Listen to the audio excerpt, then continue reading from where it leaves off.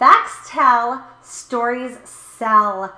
Marketing is just a transfer of belief, and people will buy something when they can visualize themselves using the product and service and having great results. How are network marketers like us supposed to rank, advance, and build a downline without begging our friends and family or having supermodel good looks? My mind was blown when I realized that the top network marketers aren't calling their friends and families to invite them to lame hotel meetings and in-home meetings. I've spent the last 2 years learning from and dissecting the system that top earners in the industry use. Follow me on the journey as I continue to learn and implement the top marketing tips and strategies to grow my downline. This is Sarah Peterson, and you're listening to MLM Marketing Explosion.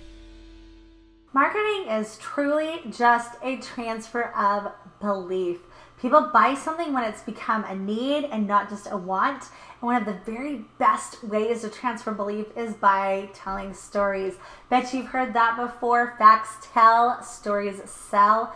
I had no idea what that meant when I first started out, but I was told that all the time. And I'm like, what story am I supposed to tell, right? So let's just take a car salesman for a second. I have 4 kids that are teenagers and they're starting to drive. Now that they're getting to that age, I'm kind of getting to that point that I'm like, I really don't want you to drive. You know what I mean? It's like, I don't think I want you on the road because I'm scared to death something's going to happen to you, right?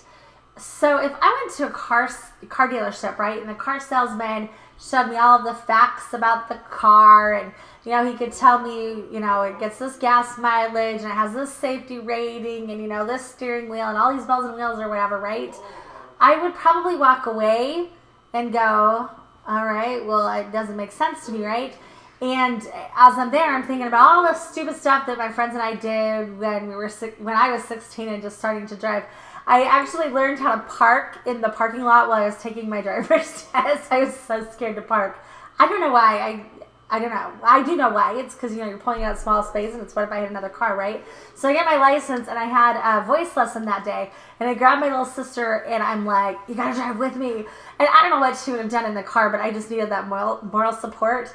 And then, flash forward a couple months and feeling all cool, and I've got this driving down. And I can remember one time I was at my friend's house, and there was a group of us, and we decided that we were going to go get donuts way across town. And so we jumped in the car. In fact, I don't even think it was across town. It was a couple towns over. But anyways, it doesn't matter. So we jumped in the car, and I had a couple, of our friends in my car, and she had a couple of friends in her car. And I don't know whose idea it was, but it just kind of happened. We started to race, right? I'm in my mom's minivan, and I'm racing down the freeway. And of course, I'm totally indestructible, right? I mean, nothing's going to happen to me. And, I'm racing in and out. And I live in California, so there's always traffic, right? Even though it's night. And I had my foot on the gas pedal, and I'm with all my friends, and we're laughing away. And, I wanted the bragging rights to be able to say that I made it to the donut shop first, right? And to be totally honest, I have no idea who made it first, right? But, now that my kids are getting to this driving age, of course, those are the things that are going through my mind, right? And thinking, man alive, that story had a happy ending. Absolutely nothing happened to either one of us, right? But sometimes you do dumb stuff, right? Because you're not thinking about it. You're immortal. If my parents knew that story, I hope they never watch this, because I've certainly never told them this story. I, would have lost the car. I never would have driven again. Probably would have been told I had to get new friends, right? All that kind of stuff. But, and then, so many memories of, driving to school and accidentally ending up at Disneyland instead, or down at the beach because it was such a beautiful day. Not that I'd ever skip school, but maybe I did. And, going toilet papering on a Saturday night when my parents didn't know. Just all that anticipation of getting it and whatever. And I don't want to deny my kids that experience. And yet, at the same time, from a parent's standpoint, you think of all these things that could go wrong, right? He gets the license and, gets in an accident, or, it doesn't seem like it when you're 16, but seriously, driving a car is kind of a big, scary deal, right? So anyways, so you go down to the car dealership, and that's what's running through your mind, right? The car salesman can give you every fact, under the sun. I don't care about the gas mileage. I don't care about the maintenance costs, the unbelievable crash rating, I just, it doesn't compute to me, right? At the end of the spiel, my eyes are probably glazed over, and I'm saying, okay, well, I'll go home and I'll price compare, and I'll look up all these other facts about all these other cars. I might come back, right? And once I leave that car lot, am I coming back? Probably not, right? I probably will not come back. That salesman just missed the chance to sell me the car, right? So now, different scenarios, same car, same dealership, same salesperson, but this time, the salesperson tells me about another set of parents and it's now a situation that I can totally relate to. They came in to buy their son a teenage car, or they came in to buy their teenage son a car, And one day the unthinkable thing happens, right? He gets in a horrid, just awful car accident. The car is totaled, but the kid is fine. Their son is totally fine. In fact, they just came in the other day to thank me for selling them that car. They said it was the best purchase of their life because cars can be replaced, children can't. I'm probably now buying that car, right? Stories sell, facts tell. So why is that? In that second scenario, the car salesman didn't share one fact or one statistic. There was no price comparisons or other model cars suggested. What makes the story so much more powerful than just the straight facts? Why would a person purchase a car in the second scenario but walk away from that same exact car in the first scenario? Even though it's the same exact deal, same exact car, same exact upgrades in the car. Why do they leave with the car in the second scenario and never come back to see that car in the first scenario, right? Why is that? When I was telling you about the story about racing down the freeway to get to the donut shop, what did you picture in your head? Did you get a little nostalgic? Did it bring back maybe memories of when you were hanging out with your friends and maybe doing stuff with them when you were a teenager and maybe not driving as safely as you should? Could you picture your friends' faces? Maybe you could picture your own teenage kids racing with their friends. When I talked about going to the dealership, did you picture somebody else's child or did you picture your own child? Stories are super powerful. Facts tell, stories sell. It's the images, it's the visualization. I've always loved a really good story, but I never really thought about it much until I joined network marketing, right? And stories sell was a theme that got drilled in my head as I would go to these network marketing events. I would go to these events and I'd listen to these top earners in the company, right? And then they'd stand on the stage and they'd tell us their story. And that was followed by the statement, someday soon, this is going to be you up here telling your story, right? Just don't quit. As long as you don't quit, you're going to make it up here. And we're not even going to get into how ridiculous that statement is, right? Yeah, if you don't quit, doesn't mean that you're going to have success. You've got to learn the skills, right? You've got to take action. But anyways, that's a story for another day. Stories, there's just something about stories that are so inspiring and so powerful. When you're able to tell stories, you're able to connect with other people in a way that you just can't do with facts, right? I can tell you all day long statistics about how many people join a network marketing company. I can tell you statistics all day long about what these different products do for people. I can give you statistics all day long about these people that are making massive amounts of money. I can give you the amounts of money that they're making, right? But at the end of the day, if I'm not connecting with you on an emotion level, if we're not creating a relationship, it doesn't matter. These facts don't matter at all. I'm not even listening, right? Have you ever done that where you've gone to something and you totally remember the story? I've done this where I totally remember the story and I go home and they're like, okay, well, what was the point of it? And I'm like, I don't know. I don't remember what they were talking about, but the story was so cool, right? The stories are inspiring, right? So I came home from some of these events and I was told in one event that you wanted to have the elevator version of your story, right? That you could just tell on a dime, right? So I spent days trying to come up with this short version of me, in a box, in a nutshell, right? And the idea behind this is that on a drop of a hat, somebody can ask you what you're doing, you find you're in, and whoosh, you can share your story in under a minute with anybody you come in contact with, right? This was back when I was doing belly to belly. And so my little elevator story went something like this. Hey, my name's Sarah. I was a stay-at-home mom. I loved being able to do activities with my kids whenever I wanted to. When the economy crashed, it took a lot of our income with it. And I was forced to start teaching piano, and I was forced to start substitute teaching. At one point in time, I was even a crossing guard. I did any job I could think of just so I could put food on the table and so that the lights stayed on, right? I was trying to provide some kind of stability for my little kids, but I wasn't happy. I missed getting to do things spontaneously with my kids. I missed getting to hang out with them whenever I wanted to. I wasn't really ever getting enough money that I was able to support our family. We're a family of 6, and we were barely scraping by every single month. Just scraping the bottom of the barrel, and I was exhausted. And then my friend introduced me to this network marketing company. I realized that was the answer because I could work when I wanted to. I didn't have to trade my time for money, and I could determine how much money I was worth. Sounds good, right? Do you want to know more? Anyway, so you get the gist of that. So that was kind of how I was taught, right? And I practiced it and practiced it and practiced it. and didn't get me very far. Why?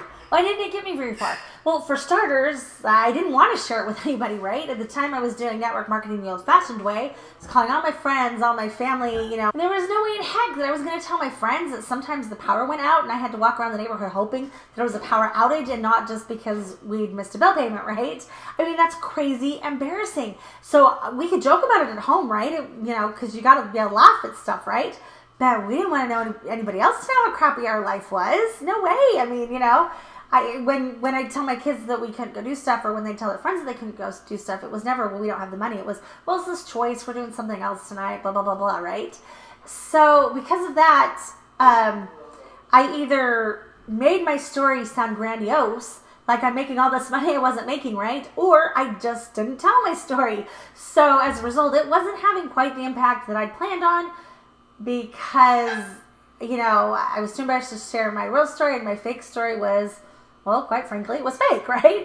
Hey, Sarah, my name is Sarah. I have the most awesome business on the planet. I love what I'm doing. I'm making tons of money doing it, which is obviously why I'm trying to recruit you while we're at Target, or like the grocery store, right? I mean, yeah, that it doesn't go anywhere.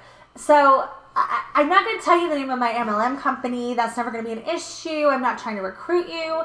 But since I wasn't comfortable with my story, and I am a network marketing, as you know, but that's not what this is about. But I just want you to know, I guess this one is the wrong way to do it, right? Since I wasn't comfortable with my story, when I'd go present my opportunity to someone, I would talk about the awesome timing, about how we were about to go into momentum, about how we were traded on the NASDAQ.